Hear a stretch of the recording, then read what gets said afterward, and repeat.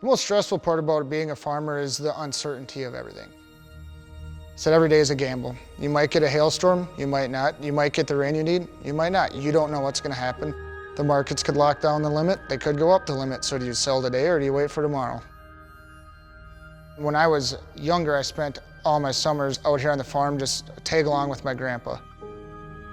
Our family operation started back in the early 1960s when my grandfather purchased his first farm. It started growing sugar beets, sweet corn, peas, corn, and soybeans. My dad stuck around with the operation after high school, and when I got done with college, I came back and I had my mind made up that I wanted to farm with my dad. We are located in Clements, Minnesota. Currently, between my dad and I, we farm about 4,500 acres. We have 2 full-time employees on our operation. I know that I need to be a good producer and a good operator because other people's livelihoods depend on me. When we do stuff, we always talk about it together.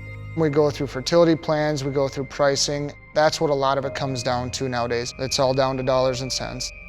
Knowing where your margins are, knowing where you need to be able to be profitable to continue on for years to come.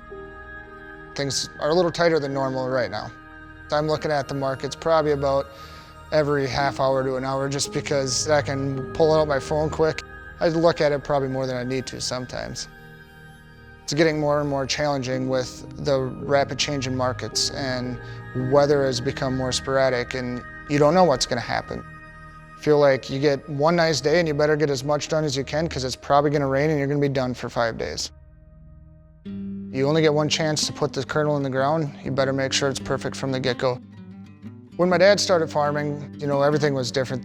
They didn't know yields until they took everything across a scale and went to town, where today we can see it as we're going across the field. And then we have it on a computer screen year-round to make decisions for the next year. With the data that we're able to collect with the yield monitors and everything nowadays, we can variable rate our fertilizer to determine what soils we can push harder to get more yield out of, or even increase our population with our planter as we're going across the field. We're all trying to figure out ways to clean up water, and with the technology, we've been able to cut back on products we're using and use products in a lot safer manner. I heard about Micro Essentials from a friend of mine that used to be our local agronomist. When I buy product, I want to know that it's going to perform. It's all about having my N, P, and K right there, right where I want it. And the form of phosphorus helps with other nutrient uptake that's pre-existing in the soil. My experience with Micro Essentials has been great because I know that when I'm applying my fertilizer that it's going exactly where I want it, and every piece is the exact same.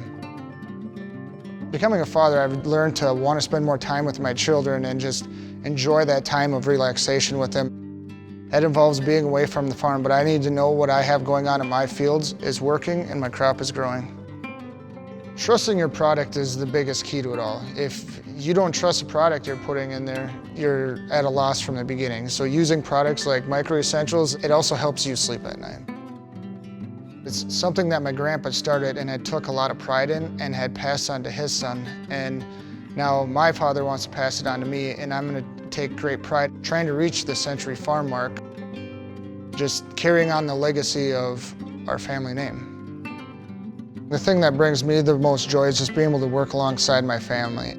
I've seen it in my oldest son. He enjoys very much playing with the little farm tractors, and every time they see a tractor, he's in the window and he's ready to go. He goes and gets his shoes on. He wants to go with grandpa or dad or who's ever in the tractor, he wants to go. Farming is our livelihood. This is what we do, this is what we've known, and this is all I've ever done. So I hope to be around for years to come, and I hope I can pass it on to the next generation of my children and maybe my grandchildren someday.